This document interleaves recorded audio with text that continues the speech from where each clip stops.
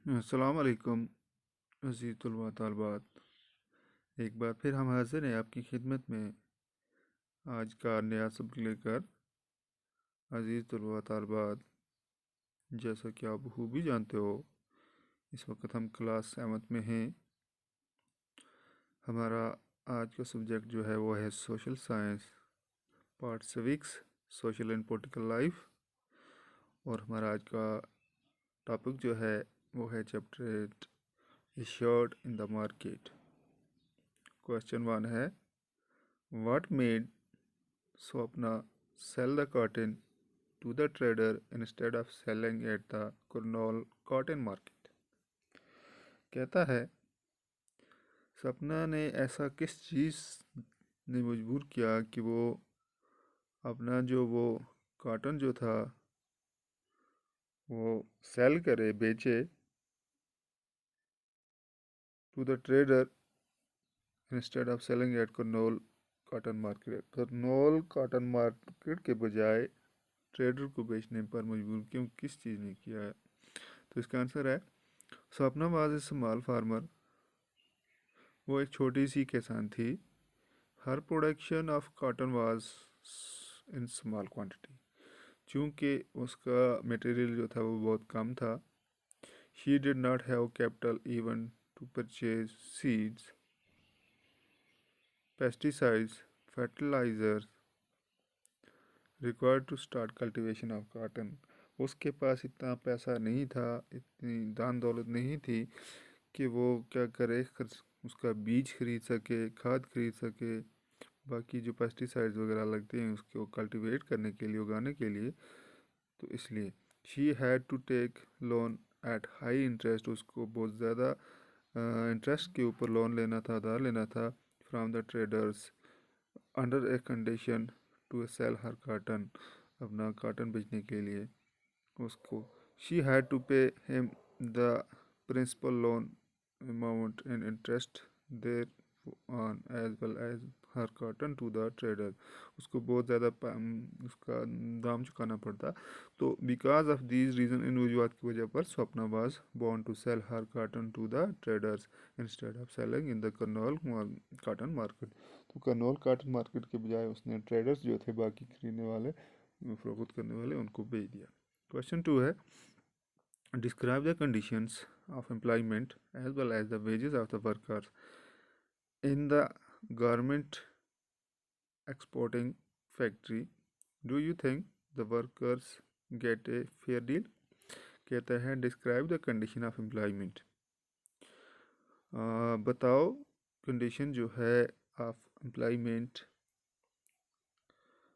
मुलाजमों की, as the wages of the workers, और wages जो हैं, मुआवजा जो है काम करने वाले मज़दूरों का, इन the garment exporting factory.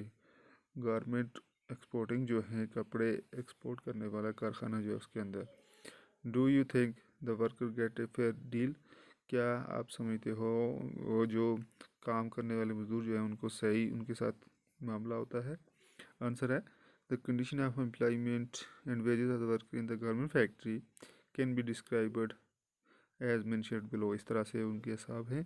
Condition of employment जो है, अनहाइजीनिक कंडीशन है उनकी, no regular service, highly congested place, no job security, no proper arrangement for urinals, bathrooms, drinking water extra, means उनके पास कुछ नहीं है।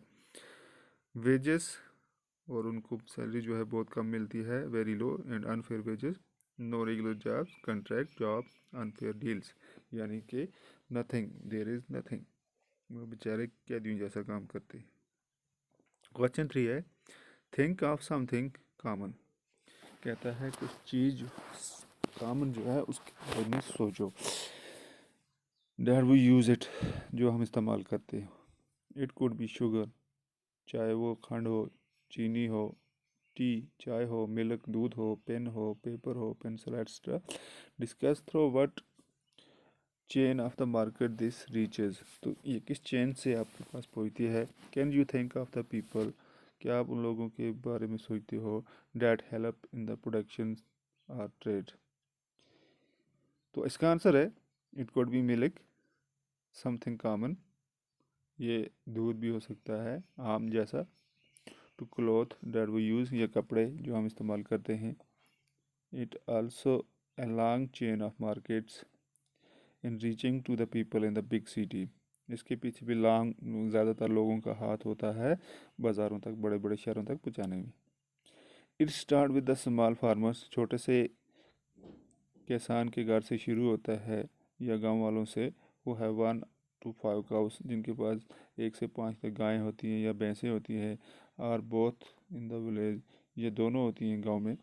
दिस सेल मिल्क टू गुशी, वो दूध वाले को दूध बेचते हैं। द गुशी कलेक्टेड मिल्क, वो उनसे जमा करता है। फ्रॉम ईच काउ, हर एक गाँव से या बेस से या मालिक से। एवरी नाइट एंड मॉर्निंग, रात और सुबह को।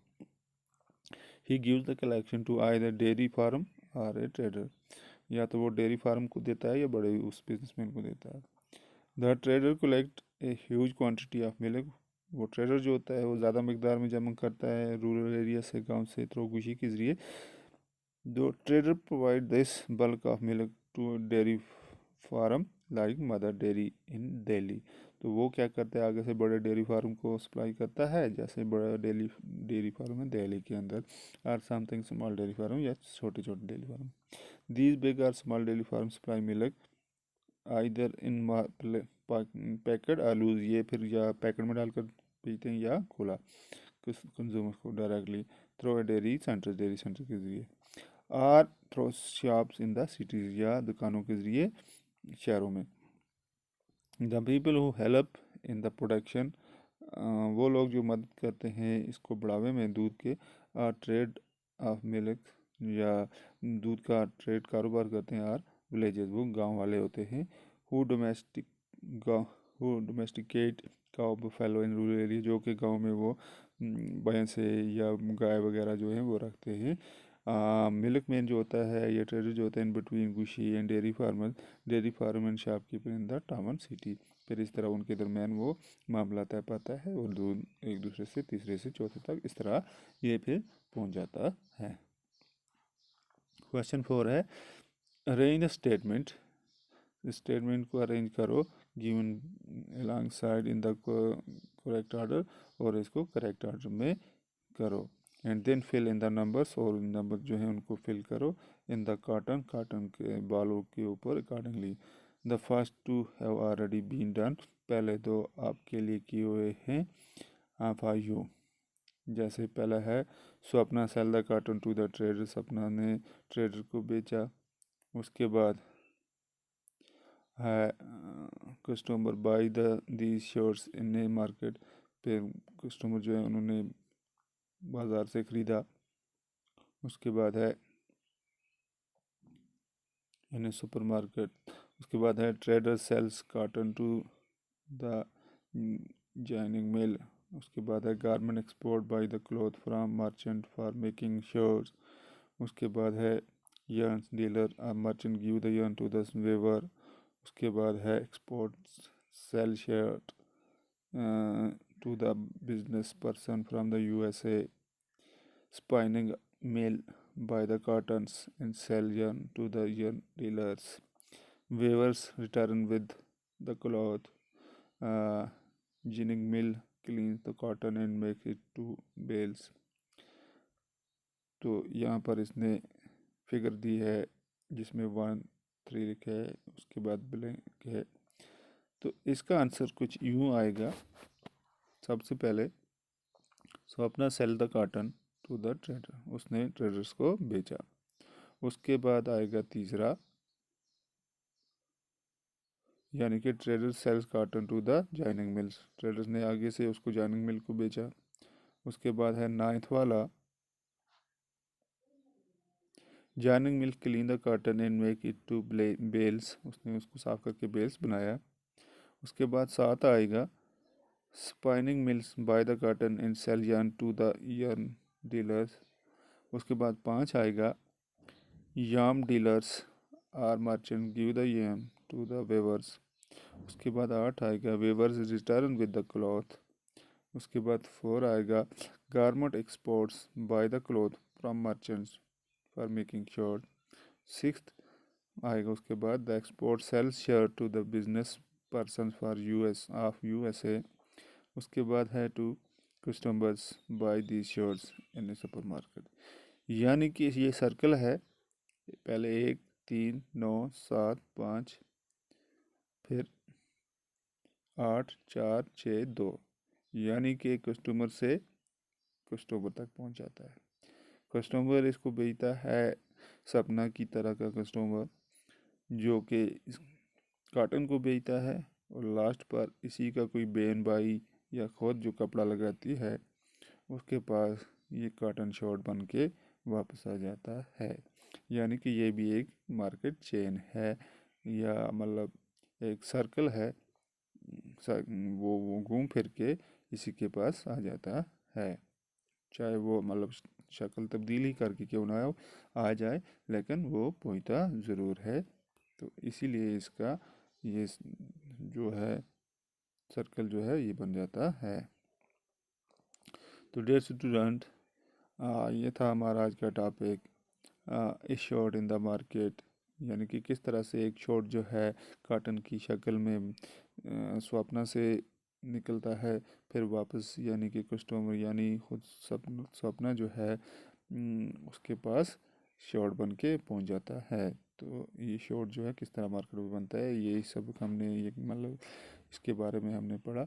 उम्मीद है आपको अच्छे से समझ आई होगी। इंशाल्लाह अगली क्लास में हम नए सबक के साथ फिर से हाज़िर होंगे। तब तक के लिए अल्लाह हाफिज़, वस्सलाम।